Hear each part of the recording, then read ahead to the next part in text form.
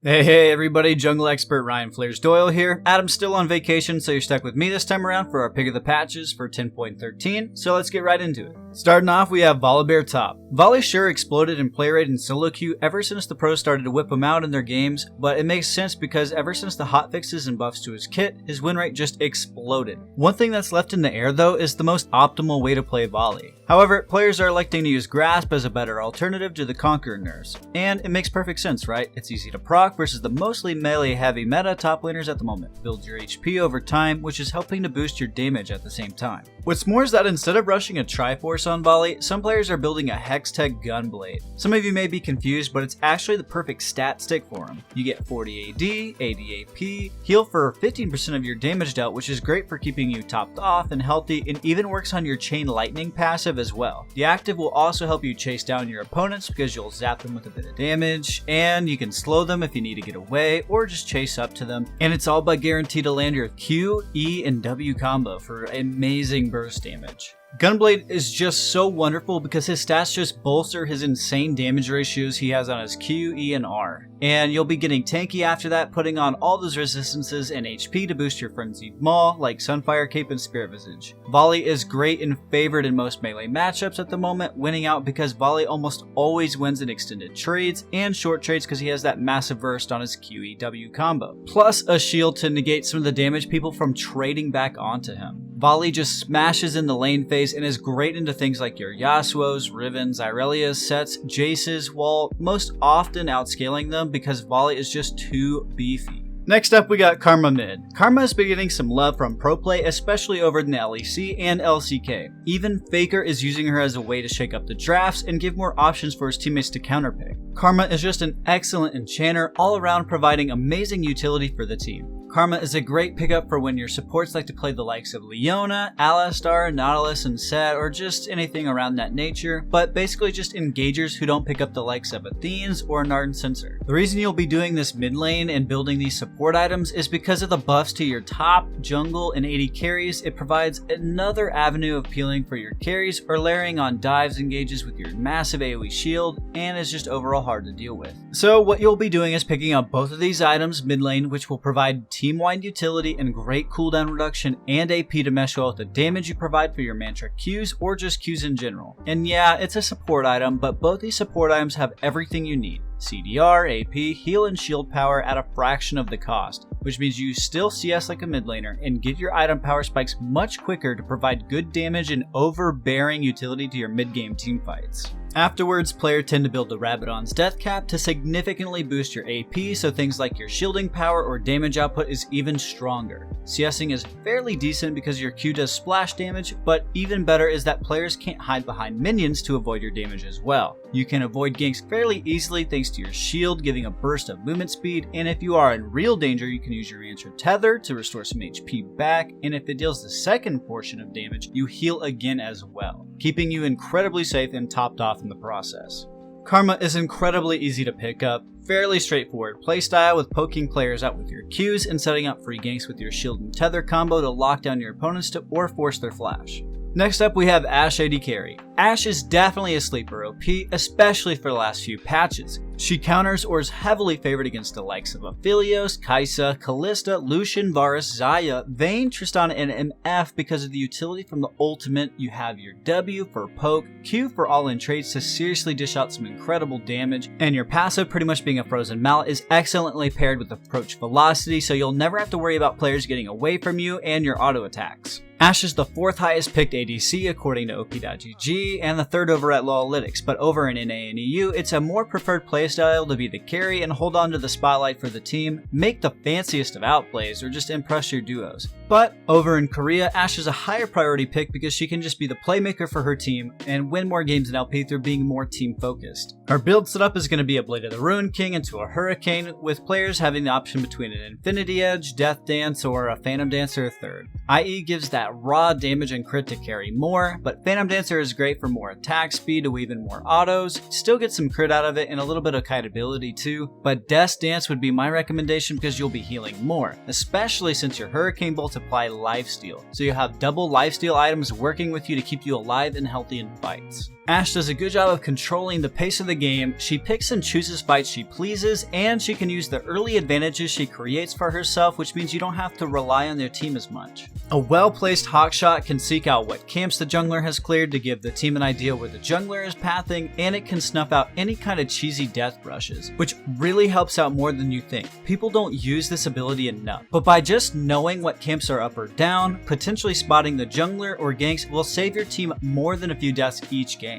Next up we have Nunu and Willump, and Nunu has always been a solid jungler for free LP for quite some time now. Koreans usually preferred the Predator plus Protobelt playstyle, but after the nerfs to Predator, they seem to have swapped back to Aftershock. Well, only a few days later did Phase Rush Nunu pop out of nowhere, and it's spreading like wildfire. Phase Rush procs after 3 attacks or 3 separate abilities, and since you're a melee champion, you can get the full benefit of the move speed burst, which is awesome when you're trying to root your enemies with your E. Even just your E alone, if you hit somebody with all 3 snowball attacks, could activate Phase Rush, which is awesome for trying to escape or just reposition. For his build, most players are commonly taking Red Smite Cinderhulk and Protobelt, which pair nicely together because the Cinderhulk boosts your HP that you get from your Protobelt, and you just get a great amount of AP and 10% CDR to boost your damage output. And hey, Riot just buffed Nunu's AP ratios this patch, so your abilities are even stronger. You can even use the active for a burst of damage and reposition for your snare. Nunu is great because you can accelerate the game super quickly because you can take dragons and not have to worry about 50-50 smites thanks to the unfair chomp smite combo.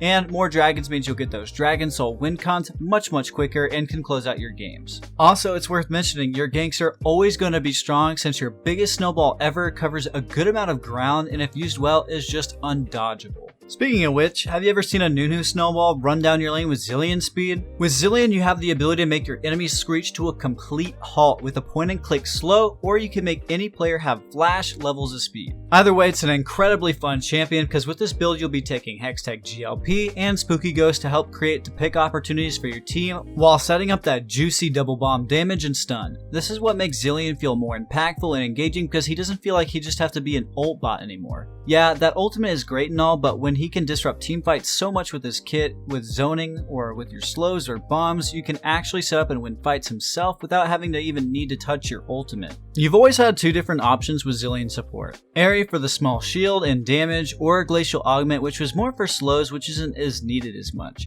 What makes this build different is that you won't be taking Glacial Augment nor Airy. For this build, we will be keeping the utility and go Guardian. Guardian may have gotten nerfed this last patch, but you still want to take it as it is the best option when it comes to your lane phase. You see, when you cast your speed up on an ally, it actually extends past the 350 range and is available to be proc for 2.5 seconds. And with the AP items that you'll be building, you'll only be increasing the shield amount you get with Guardian and protecting your teammates even more. And of course, you always get to have the oopsie button with this ultimate, which is amazing for making your raid boss carry get a second chance at life, or if you get caught out, you can always use it on yourself or somebody else and then speed them right after to dodge incoming CC or damage. Next up, we got Galio middle. Galio is probably one of the best mid laners at the game at the moment, and certainly one of the most popular mid laners in Korea. He counters the low elo menaces of Fizz and Diana and just provides so much crowd control and damage. He also counters the heavy melee meta that's been prevalent for the last few months because he provides amazing chain CC with your knockup and taunt combo, and even counters the heavy roaming mid meta since he can just target his allies and like Superman swoops in and protects everybody and saves the day. This champ legit has amazing wave clear, roaming, damage, literally everything you want in a mid laner. So in Korea, players especially like to shove in lanes and roam a lot, which Galio can do both. You either push your wave in and move down to the bot lane normally and ult to get into those team fights. On the off chance you do get shoved in and the enemy mid roams before you, you can just ult and counter it. If your jungler is around and suddenly things spiral out of control, things can go from a 2v3 and turn it into a 4v3 in an instant, with you and your jungler suddenly joining the fight and to save them. Spellbook seems to be the way for pro play, but when it comes to solo queue, it seems like going back to basics does much better, which means playing with the Aftershock playstyle, which isn't all bad considering it makes trading back on you hard and layers nicely with the damage when you pair it with your knockup and taunt combo.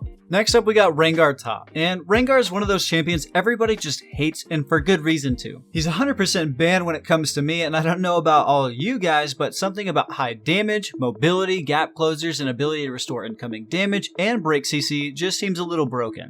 Rengar is fairly difficult champion to pilot, but if you put some time into it, you'll eventually start to see the promise of free LP. For top lane Rengar players, they're opting to rush a Blade of the Ruined King into a Black Cleaver. These bruiser items allow you to shred anybody who builds some HP, you get some good lifesteal to help in those extended trades, decent burst potential, and great damage over time, which is amazing versus annoying bruiser and tank matchups. The active also lets you easily land your Bola or empowered Bola so you can stick on your target and deal your damage. Once you add that Black Cleaver to the mix, you'll almost always win every skirmish. It's just an overall great item that boosts your survivability and damage output with health and 20% CDR. You'll benefit from the phage giving you much needed movement speed, allowing you to kite or chase down even easier. The added benefit for top lane Rengar is that you can roam down mid or invade the enemy jungler to help snowball yourself even further. Riot did add some brushes to the jungle after all, so it's just another way to stick on your targets on your jungle invades. Plus you have 3 brushes in the top lane to jump in and out of, making it so difficult to play against, where pretty much if you cannot beat him 1v1, you lose all lane control. Next up we got Vi jungle, and Vi got some pretty substantial buffs to her Q, and when you do get that mid-game level 9 power spike, it feels so dang good. Your Q just doesn't feel like you're using it once anymore, and you can now use it as an engagement, and it's up really quickly for you to use it again to chase down or disengage. With her runes, nothing too out of the ordinary. You'll still want to use that Hail of Blades for the best amount of damage and burst to easily proc your 3-hit passive and gain that burst of attack speed and burst damage. You're still going to want to buy your warriors and Triforce, but players are choosing to forego the Guardian Angel 3rd and build Death Stance instead. Death Stance did get nerfed, but not for those melee champs, so it's completely unaffected. You gain a lot of survivability from the item and even more damage to keep you being able to one-shot backline carries instead of just getting outscaled and killed right after you full combo. Vi is also really easy to pick up and straightforward for you to learn. She does dragons extremely fast and stays healthy thanks to her passive. Vi counters a lot of frustrating carry junglers like Rengar, Lee Sin, Rek'Sai, Nidalee, Evelynn for example, and provides that opportunity for your team to burst them out and get that pick. And by playing Vi, it just forces you to be more active around the map. And whenever your ult is up, it's just a very huge prompt to go into a lane and gank to snowball the team because it's guaranteed lockdown and your teammates should be able to follow you up for easy picks or kills. Next up, we got Draven. Draven has been in a pretty weak spot for a while now, and recently is seeing a lot of success with the Manamune build,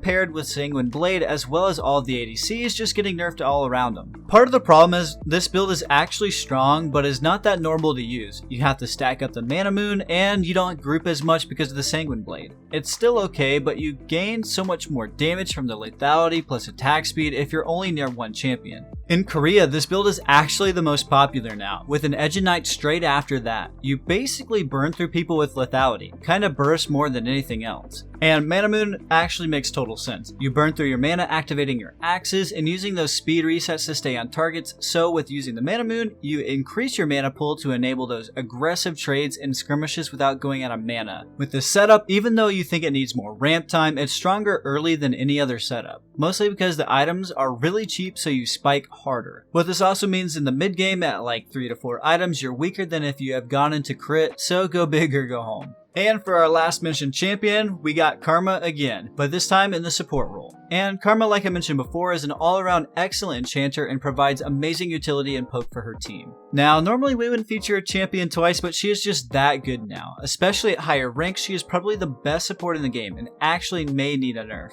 And part of the problem is that she pairs so well with the bane of all AD carries, Ezreal. Ez Karma is one of the hardest lanes in the game to play against. You get constantly poked away from the wave, you can't farm, you can't fight either. That's the real issue. And if you sit back, they can just deny CS and still normally chunk you out under tower. If you want to fight, Karma speeds up and Ezreal blinks away, and you just can't get anything done. Just like in the mid lane, your tether and shield combo really help make ganks more successful or dissuade ganks from happening because you can just use that burst of movement speed to protect you or your AD carry. And when you complete Athene's Unholy Grail and Ardent Censer, you are set. You will be poking with your Qs, which will make it easier for you to maximize your Grail to its fullest potential and heal your allies while dishing out major damage. You'll also feel incredibly powerful considering most enchanter items have a good amount of heal and shield power, plenty of cooldown reduction and a good amount of AP to increase your damage output so you can still deal some good damage without feeling like a shield bot. And that's all I got for this one, ladies and gents. Thank you all so much for watching. Be sure to check out our other content on the channel as well as over at Mobalytics.gg. As always, have a wonderful rest of your day. Be safe out there. Remember that you matter, and see you in the next one, Summoners.